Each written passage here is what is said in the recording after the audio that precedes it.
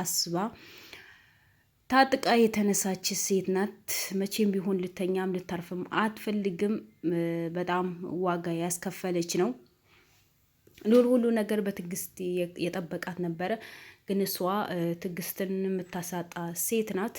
እነሆ መጨረሻው ምን ይሆን ምን ይፈጠር እንግዲህ ሁላችንም እንጠብቃለን። የእሷ መጨረሻ እየደረሰ ምን ሆነ ብላችሁ እንዳያሳስባችሁ ሰብስክራይብ ያደረጋችሁ በየጊዜ አዳዲስ ቪዲዮ ስለምለቅ ይመጣላችኋላችኋለሁ። ኤርሚያስ ዛሬ በአስቸኳይ ተፈለጋለህ ተሎ ብለህና የቀጠርንህ ቦታ መምጣት አለብህ ተብሎ በቀጥታ ወደዛ ሂዶ ነበር። ለአንተ የሚጠቅመህና ጠቃሚ የሆነ ፋይል ነው እጃችን ላይ ያለው።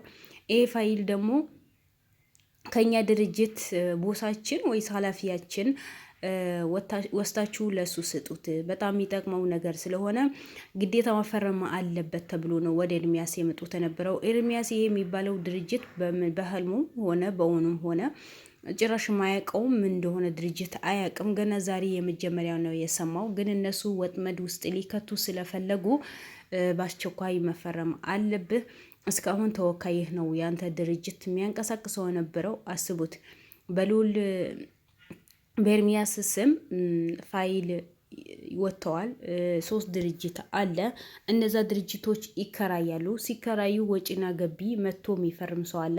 ያ ሰው ደግሞ ማን ነው ተብሎ ሲጠየቅ ኤርሚያስን ውክልና የሰጠው ሰው ነው። ያ ማን ነው ተብሎ ተጠይቆ ነበረ። እንደምታውቁት እዛ ውስጥ የሚሰሩ ሰራተኞች ናቸው። እዛ ውስጥ የሚሰሩ ሰራተኞች በየጊዜ ጥፋት ይሰራሉ እንጂ ጥሩ የሚሰሩ ሰዎች የሉም። ያው አሁን ብለው ኤርሚያስን አሳልፈው ለመንግስት አካላት እንዲሰጥ። ለነገሩ ያልፈረመበት ነገር ምንም ተጠያቂነት አይኖረውም። ግን እያንዳንዱ ወረቀቶች በሙሉ በኤርሚያስ ስም እንደወጣ ነው የተሰማው። ወዴት እንደምንሄድ ወዴት እንደምናመራ የሚታወቅ ነገር የለም። ግን ኤርሚያስ ላይ ከባድ የሆነ አስደንጋጭ የሆነ ነገር ነው። ደስ የሚል ነገር ሳይሆን አስደንጋጭ የሆነ ነገር ነው የመጡት። ምክንያቱም እነዚህ ሰዎች ኤርሚያስን ለማሳገት ኤርሚያስን ለማጥፋት ሆነ ብሎ የተነሱ ሰዎች መሆናቸው በደንብ ያስታውቃል። እሱ ያላወቀው ድርጅት እሱ ያላወቀው ብር ከየት መጥቶ ነው የሰው ውክልና የሚሰጠው? ምክንያቱም ድርጅቱ አላውቀውም ብለዋል። እኔ ሲጀመር እንኳን ድርጅቱ ላቀው ተውና ስሙን ገና ዛሬ ነው መጀመሪያ ነው የምሰማው። ታሞ ተኝቶ ነበር፣ ጉንፋን ይዞታል። እንደምታውቁ ሰሞኑን ሌላ ሰው ነው የሚሰራው የነበረው። ግን ዛሬ አይ ግዴታ አንተ ካልመጣ አንተ ነው የምትፈልገው አስቸኳይ የሆነ ነገር ብለውት ነው ኤርሚያስም ወደዛ የሄደው ነበረው። ግን ሲሄዱ ጊዜ የሚሰማው ሌላ ነው፣ የምንሰማው ሌላ ሆኖ ነው የተገኘው። እና ማን ነው ድርጅቱ? ምንድን ነው? እንዴት ሊሆን ቻለ? ጭራሽ ደረሰኝም በውሸት ማውጣት ተጀመረ ማለት ነው ሀገራችን ላይ።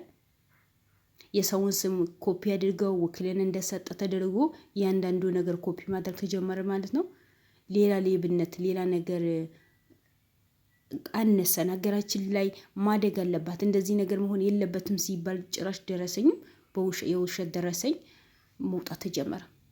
ስለዚህ ሰው ወዴት እየሄደ ነው? ምን ያላችሁ ነው? አገራችን ወዴት እየሄደች ነው?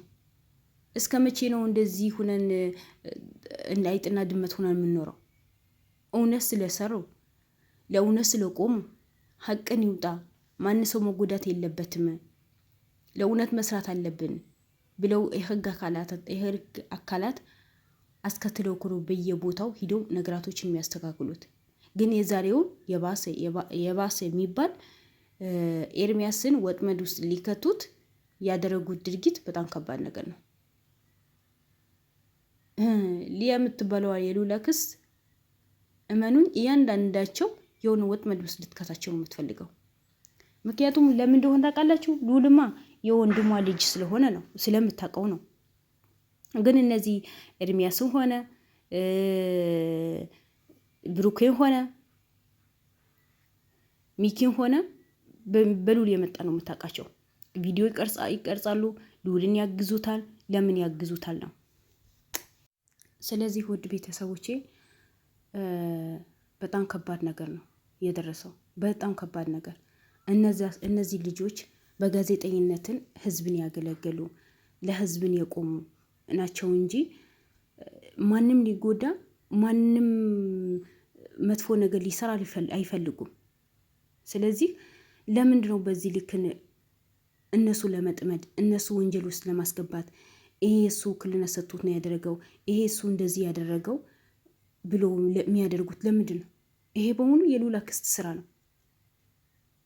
እሺ ኤርሚያስ ድርጅቱ ማያውቀው ከሆነ እንዴት ለማን ነው ውክልና ሊሰጥ ይችላል? እነማን ናቸው? ምንድን ናቸው? ለምንድን ነው በዚህ ልክን ግፍ የሚሰራው? ታሞ እኮ በአስቸኳይ ና እኮ ነው የተባለው። ልጆቹ ማን ነው ውክልና ሰጥቼው ይሄ ነገር የሚሰራው ሲል እያንዳንዱ ነገር ወረቀት አውጥቶ ነው ያሳዩት። እያንዳንዱ ወረቀት በኤርሚያስ ስም ነው የወጣው። ደረሰኞቹ ብትሉ የተፈረመበት ብትሉ አንተ ወክልና ሰጥተው በየጊዜ መጥቶ ገንዘብ ይወስዳል። ያን ገንዘብ ማን ነው የሚወስደው የሚባለው ኋላ ኤርሚያስ ግን ያልተጠቀመበት ያላየው ምንም ነገር የሌለበት በጣም ከባድ ነገር ነው። እነዚህ ወጣቶች ላይ የሚደረገው ድርጊት እያንዳንዱ ነገር መቆም አለበት። ምክንያቱም እነዚህ ወጣቶችን ለህዝብ ይቆማሉ፣ ለህዝብን ያላቸው ነገር ያበረክታሉ እንጂ ምንም ነገር ከሌላ ሰው ጋር የተያያዘ ነገር ሰው ለመጉዳት የሚያደርጉት ነገር ምንም ነገር የለም። ለምን ብትሉኝ ለእውነት የቆሙ ህዝቦች ስለሆኑ፣ የእውነት የቆሙ ጋዜጠኞች ስለሆኑ። አንዳንዴ በጣም ይከብዳል። በጣም የሚከብድ ነገር፣ በጣም አስጸያፊ የሆነ ነገር ነው የሚሰራው። እኔ አላቅም ምን እንደምላችሁና ምን እንደማወራ አንዳንዴ ይጠፋብኛል። ለምን ለእውነት የሚቆም ሰው ሀገራችን ላይ ሁሌ ወንጀለኛ ይደረጋል። ሁሌ የበታችነት እንዲሰማው ይደረጋል። ሁሌ ወደ ታች ሊኮረኮም ይፈልጋል። እነዚህ ድርጅቶች እርግጠኛ ነኝ ከሉላ ክስ ጋር ተያይዘው የሚሰሩ ድርጅቶች ናቸው። ምክንያቱም በምንም ጉዳይ ልታገኛቸው አልፈለገችማ። በመኪና አደጋ በምን ብትል ሊገኙላት አልቻሉ፣ ሊሸወዱላት አልቻሉ። ለእውነት የቆሙ ጀግኖች መሆናቸውን አረጋግጠውላታል። ግን እሷ ያ ነገር በሙሉ ስለዚህ ውድ ቤተሰቦቼ ዛሬ ኤርሚያስ ላይ የተደረገው ነገር በሙሉ ውሸት እንደሆነ እሱ ለማጥመድ እሱ ወጥመድ ውስጥ ለመክተት የተደረገ ሴራ ነው እንጂ እሱ ማያውቀው ነገር ከየት ነው የሚመጣው? እንዴት ሊመጣ ቻለ? ለማን ውክልና የሰጠው? እሱ ደግሞ ለማንም ውክልና አልሰጠሁም ብለዋል። ለምን ሰሩ? ለምን ለሉላ አገዙት? ለምን እውነተኛ ሆኖ ይሰራሉ ብለው ወጥመድ ውስጥ ለመክተት ነው። ኤርሚያስ እባክህ ይሄ የተባለው በሙሉ ወጥመድ ውስጥ የሚከተት ነገር ስለሆነ እባክህ በደንብ ተጠንቅቀህ ስራዎችን መስራት አለብህ። በወረቀቶቹ ላይ ምንም አይነት ፊርማህን እንዳታረግ። እነሱ የሰሩት ወንጀል በሙሉ እነሱ ያደረጉት ወንጀል በሙሉ አንተ ፈርመህ፣ እነሱ ያወጡት ብር በሙሉ አንተን ፈርመህ ከዛ በኋላ የመጣ ዕዳ በሙሉ አንተ ክፈል እንድትባል አንተን ሊያስከፍሉህ እንደዚህ አይነት ሞኛቸው ይፈልጉ። ምክንያቱም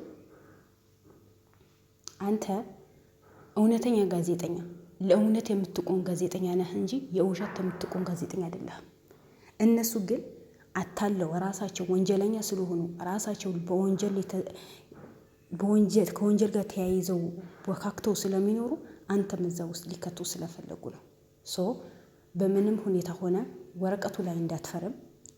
እነዚህ ሁለቱም ወጣቶችን ልጁ ጠርተህ አምጥተህ እያንዳንዳቸው ማፋጠጥ አለብህ።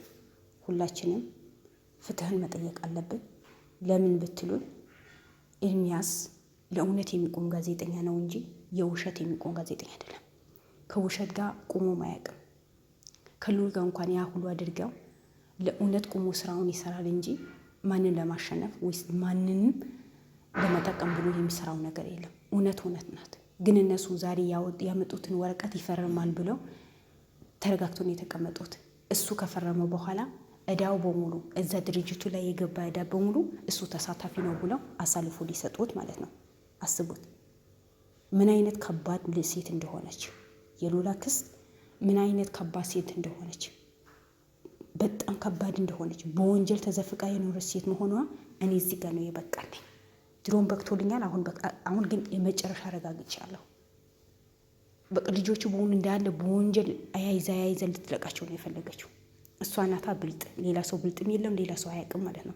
ኤርሚያስ ራስን መጠበቅ አለብን። ከነዚህ ሰዎች መራቅ አለብህ። በማንኛውም ወረቀት መፈረም የለብህም። ስለዚህ ፍትህ ላይ ሚያስ ነው ምለው። በርቱልኝ፣ ጀግና ናችሁ፣ ትችላላችሁ። እወዳችኋለሁ። ወሰላም አለይኩም ወራህመቱላሂ ወበረካቱ። ቤተሰቦቼ ላይክ፣ ሰብስክራይብ ያደርጋችሁ አበረታ